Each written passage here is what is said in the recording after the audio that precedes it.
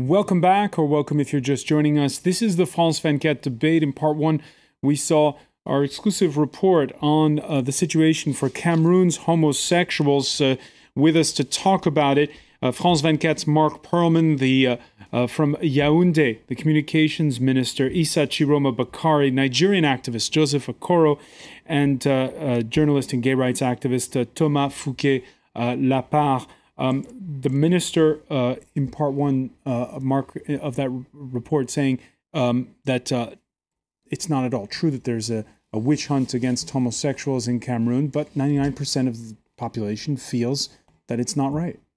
Clearly, there is a difference between what the minister is saying and what we saw, especially in the treatment of homosexuals who are in detention. We've heard horrific stories. There was also the story that we begin the report with of this unsolved murder. According to the authorities, it was just a crime, but there are troubling circumstances around this crime. And let's not forget that just a few days ago, a homosexual who was in jail for over a year and who had recently exited jail died in his village. When we were there, we tried to see that man, Roger Mbede. We couldn't go there because we were told his family doesn't really want us, the village doesn't really want us. And according to his lawyers, he died because his family did not allow him to be treated. He was ill, and according to his lawyers, the family feels that he had dishonored the family, and that in a way his death could help them regain their reputation in their village and with their peers. So clearly there are troubling things happening for gays in Cameroon right now. Joseph Okoro, in the report we saw, Mark Perlman describing the difficulties especially for homosexuals who are in detention, but he also talked about some attitudes changing, most notably within the church. What have you witnessed on that score? Well, particularly I haven't witnessed anything specifically on attitudes changing at the church or something like that. But I mean, based on the things that is going on right now in my country, Nigeria, a lot of conversations are going on, especially at the level of religion. And one of the things that is coming out clearly is the disregard of homosexuality on the grounds of religion, be it Christianity or Islam. And this is actually trickling down to the attitude of the general citizenry within the country and their reaction to the anti-gay bill that has just been signed by the president. How so? Well, the bill was signed into law on the 7th, we heard, but on Monday, on the 13th, we received the news about the bill being signed into law. And right now on Twitter and Facebook, there are a lot of reactions that I get personally because I tweet a lot about this issue, and then talking about how the anti-gay law, the new law, is actually not on same-sex marriage only, but also going to have an impact on the general population and how they interact with one another. The minister making the point before the break that it's not just Cameroon. It's true that, as you say, on Monday, news surfacing that Nigeria's president quietly signed that bill. It bans gay organizations, makes same-sex couples liable to up to 14 years imprisonment.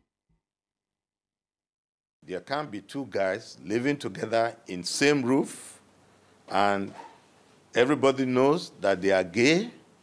No, this country is not for them. They better go to another place. All right, the senator there making that announcement.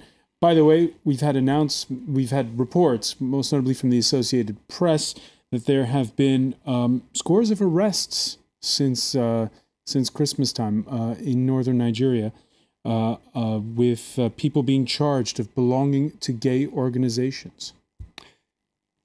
I think the issue is becoming a humanitarian issue, though that it's not maybe obvious because claiming asylum and migrating because of being homosexual is not something that you claim obvious. But I would like to raise a question to this man who just said that people should not be in this country. Most of elite politicians and elite people of this country send their kids to Europe or to USA for study. So how can it be that they consider our countries as good for the kids, but that they consider that those countries where they send their kids, where law is favorable for homosexual people, is not good, is good for the kids, but it should not be in their country? Isn't there a paradox in that? Issa Chiroma Bakari, your thoughts? Well, first of all, I want to say that with respect to what is taking place in other countries, gay and homosexual in Cameroon are receiving greatly mitigating circumstances. I keep always saying that they are not harassed in Cameroon. They are far from being persecuted. I challenge whoever to prove me because of their sexual inclination. They are being harassed in the street or in the town or in the place where they are job. Homosexual in Cameroon, they are free. I want you to understand this and to integrate as a fact. They are free in Cameroon. They are doing their job. They are moving up and down. They are part and parcel of the society. And the protection of their physical integrity, the protection of their life is of paramount importance, and this is the responsibility of the government. Nobody can say that in Cameroon, homosexual in the street, they are persecuted or harassed. What is forbidden in Cameroon? The exhibition of sexuality in what they are doing in their room. Nobody knows, and the government do not mingle in such activity when they are in their intimacy. What is forbidden is in the street, just that. Joseph Akora? Yeah, thank you very much. I was going to respond to that because in July 2013, I was in Cameroon when we received the news about the death of Eric. And the fear that I kind of experienced among the gay community there was incredible. I mean, you cannot say, Mr. Minister, that homosexuals in Cameroon live freely because they only live in fear. They live in fear of being blackmailed. They live in fear of being extorted. The truth is that while this Cameroon government or the Cameroon laws criminalizes against homosexuals and do not perhaps, persecute them, there are members of the society that use this law as an instrument of blackmail extortion, which the government is not willing to address. These people go to the police station to report these cases, but the police do not have anything to do because, again, homosexuality is illegal. These people do not live free. They live in utmost discourtesy, and this is the same thing that happens in many other countries within West Africa where homosexuality is illegal.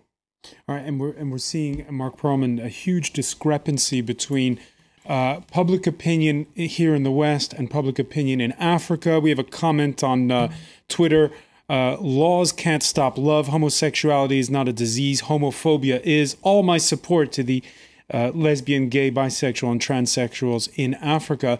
But in Africa, and as you said, illustrated in that report, most people are in favor of the law. Yes, when the minister says 98% of Cameroonians, because of their religious beliefs, oppose homosexuality, well, he's not too far from the truth. It's probably, those laws are not throwing people in the streets to protest. Clearly, none of the countries we've cited, and there are a number of them, probably 2/3 of the countries in Africa that have laws repressing homosexuality in one way or another, people are not protesting against it. So is it because of religion, because of tradition, or because of this myth that homosexuality has been imported by the white man, that Africans cannot be homosexual? Because you hear it a lot over there, that you guys, you white guys, brought this upon us.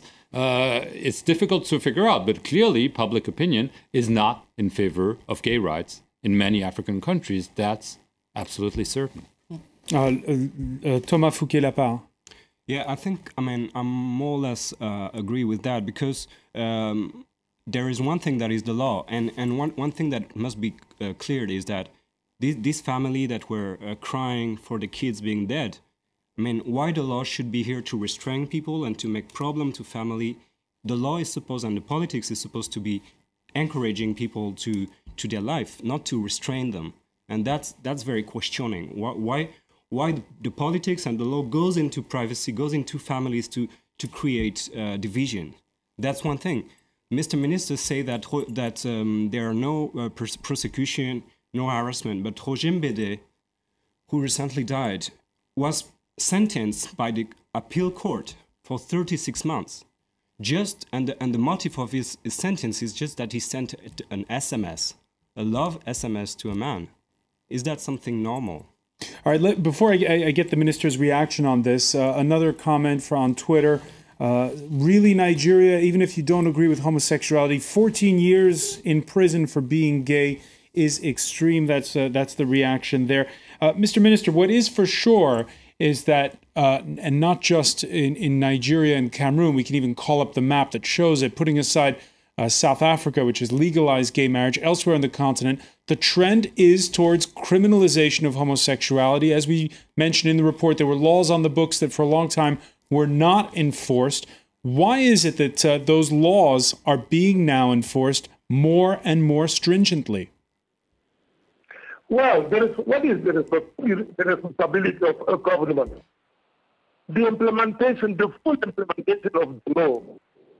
Do you ask the government believe when somebody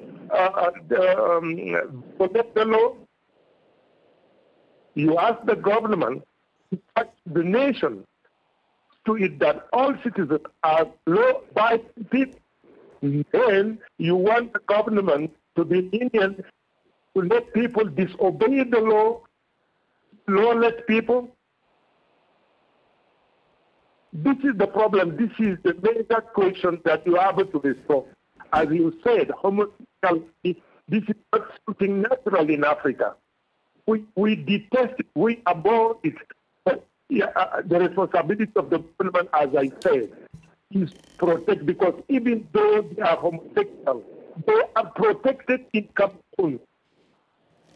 They are free to move. Not tell you because of his sexual orientation, by the government, he has been arrested, prosecuted, or punished. But in the report, you said that the neighbor does not like to have a neighbor and homosexual. It is unfortunate, but this is not the government's fact. All right, we can call up once again that map. What is a fact as well, as we were just saying, and we can see the map once again, is that more and more those laws are being enforced. The countries you see in pink are countries where homosexuality is criminalized. The ones in black where you can even die. And you see that Nigeria on that map is cut in two between the rest of the country and the northern states. Please explain that for us, Joseph Okoro. Okay. Well, there are 12 states in northern Nigeria that implement Sharia law, and according to the Sharia law, it's death by stoning for any man who is married and then indicted to have or convicted to have had sex with another man. So this is why it is the penalty for homosexuality in northern Nigeria could be up to death sentence. Is it implemented? Sorry. Well, in the past few years, there hadn't been any news of implementation, really, because it hasn't gone to the point of conviction. One thing that is very interesting about Sharia law is that there must be several proof of evidence to show that this crime had actually been committed. So there must be certain witnesses, about 3 or even more. So that makes Sharia law in this regard to be really, really difficult to convict anyone based on the crime. But people who are being accused of this crime suffer violence within the society, suffer shame and even psychological problems as a result of what they go through at the Sharia courts. All right, Thomas Fouquet-Lapin, Uganda is not in black on that list that on that map that we saw. They did amend a bill which has not yet been signed by the president. A bill that would nonetheless put homosexuals in prison for life. And what are your thoughts on this? Why is there this trend towards criminalization? But I think it's very important to to state that criminalization in Africa, like also in Asia, is from the colony time, most of them. So it's not something that has been enforced after colonization, with a very few exceptions. And it's the case also for Uganda, with the current homophobic law is from criminalization. And even the one coming now that's just been adopted is a lot influenced from very radical religious groups coming from Western countries, especially USA. So it's an influence that comes, I mean, this homophobic wind is also an influence coming even from the West. Mm-hmm. So it's not something especially African. I don't believe in homophobia that is something African. I don't believe in that. I think there is for sure a big struggle to go through. But the thing also I want to say is that the more you make weaker a part of the population, the more the whole population is weak. And I think that if South Africa could go so good in the whole Africa and is such an example for all the other African countries, it's because by approving same-sex marriage. Yeah, and I mean more widely in terms of development, in terms of rights, it's also because they understood that if you want to get peace and development, you need to give rights to everybody. There's no alternative. And I want to say, Mr. Minister, that there's no democracy for a few and not for all. Democracy is for all or is not. And if countries want development and peace, they need to give that to everyone. It's not something to be shared, to be not shared. Sorry. All right, and we have a tweet here. Freedom of speech is the essence of real democracy. We should either accept differences, no matter how extreme, or forget about it. Issa Chiroma Bakari, let me get you just to comment on Nigeria's law, which bans gay movements, gay groups. Mm-hmm. Do you agree with that law? Well, okay, law is the law. In my capacity as a minister of communication, I cannot make any judgment with what is taking place in this marvelous and orderly country, which is Nigeria. I refuse to make any comment. Let me tell you what is the debate which is taking place in the front there. We are saying that our bias against culture and civilization. Here, what is taking place today is polygamy. I've never accepted to take this with Western culture. This is a Western tradition. As far as gay homosexuality are concerned, we ignore it. This way of living in the society from Western civilization, we respect this civilization, but please respect ours. Don't be biased against us. Listen to us. What is our civilization? At the beginning of our conversation, I remind you that at 90, more than 99% are believers. You have a handful of people who are gay and homosexual or lesbian. You evoke democracy. What is the purpose of democracy? Democracy is the definition of majority over the minority. People who are gay today here in Cameroon, they know that the law forbids reality because nobody is above, nobody is supposed to ignore them. Then why do they obey the law? This is the problem, but I keep repeating when they are free. So Joseph Okoro, let me get Joseph Okoro's reaction to that. Right. Well, firstly, I'm going to say that democracy is not only about the majority, but also about equity. That's my first point. The second point is that you argue, like many other Africans, even Nigerians like myself, about polygamy in the West, but polygamists are not being sent to jail. It's just that it's not recognized. I also like to point out that the law right now in Nigeria is not only about same-sex marriage, and same-sex marriage is something not already legal in Nigeria. Nobody would, ask for same-sex marriage. The Marriage Act is very explicit on one man, one woman, and polygamy can only be indulged or accepted if customary law is applied according to the legal system in Nigeria. And so The problem we're having with the anti-gay law right now is that human rights organizations cannot work because this law criminalizes every organization that want to promote the rights and to protect the rights of people who engage in same-sex relationships. And for us, this is an impediment, or this jeopardizes the freedom to expression. Joseph Akor, I'm going to have to interrupt you because we're going to have to go to Washington for a breaking news story. The U.S. Secretary of State John Kerry commenting on Syria. Some of the recent revisionism as to why the international community will be gathering in Montreux next week. So let me make it clear here today. From the very moment that we announced the goal of holding the Geneva Conference on Syria, we all agreed that the purpose was specifically and solely to implement the 2012 Geneva I communiqué. That purpose, that sole purpose, could not have been more clear at the time this was announced, and it could not be more clear today. It has been reiterated in international statement after international statement that the parties have signed up to.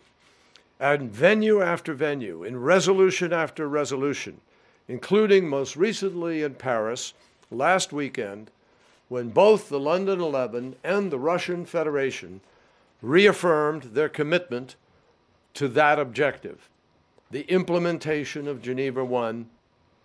So for anyone seeking to rewrite this history or to muddy the waters, let me state one more time what Geneva II is about. It is about establishing a process essential to the formation of a transition governing body with full executive powers established by mutual consent. That process, it is the only way to bring about an end to the civil war that has triggered one of the planet's most severe humanitarian disasters and which has created the seeding grounds for extremism. The Syrian people need to be able to determine the future of their country. Their voice must be heard. And any names put forward for leadership of Syria's transition must, according to the terms of Geneva I, and every one of the reiterations of that being the heart and soul of Geneva II, those names must be agreed to by both the opposition and the regime. That is the very definition of mutual consent. This means that any figure that is deemed unacceptable by either side, whether President Assad or a member of the opposition, cannot be a part of the future. The United Nations, the United States, Russia, and all the countries attending know what this conference is about.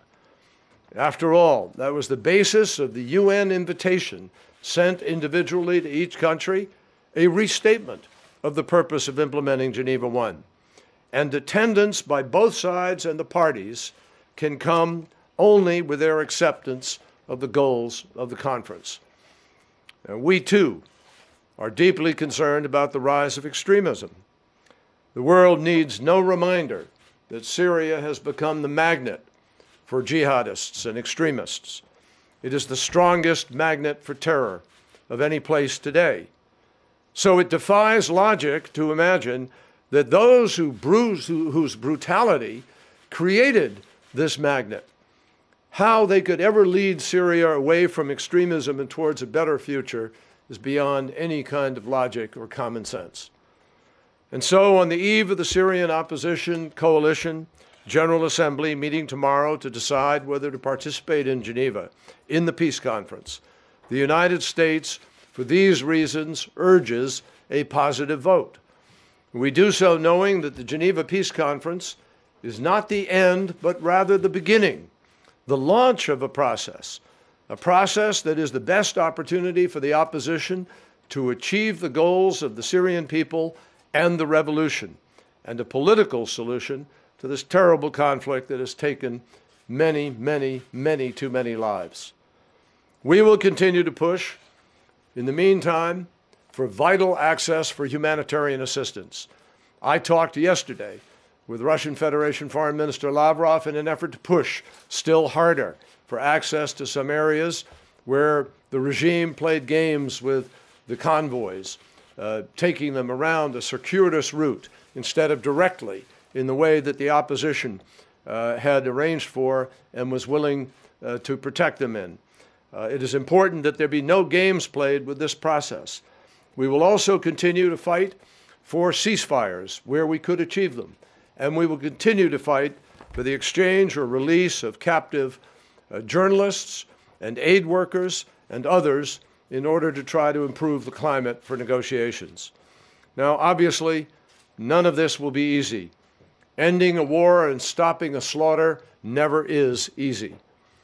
We believe, though, this is the only road that can lead to the place where the civilized world has joined together in an effort to lead the parties to a better outcome.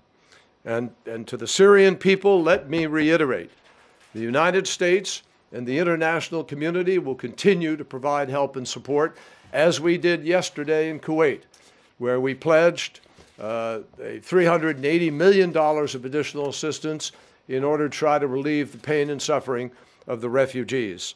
We will continue to stand with the people of Syria, writ large, all the people, in an effort to provide them with the dignity and the new Syria which they are fighting for. Thank you. And as I said, I'd be happy to answer questions tomorrow. How can anyone Thanks. negotiate in good faith with the regime under this premise, sir? All right, U.S. Secretary of State John Kerry making a plea to the Syrian opposition to vote yes to taking part in that Syria peace conference that opens next week in Switzerland. I want to thank our guests for joining us in the France 24 debate. More news to come in just 1 minute with Melissa Bell right here on France 24.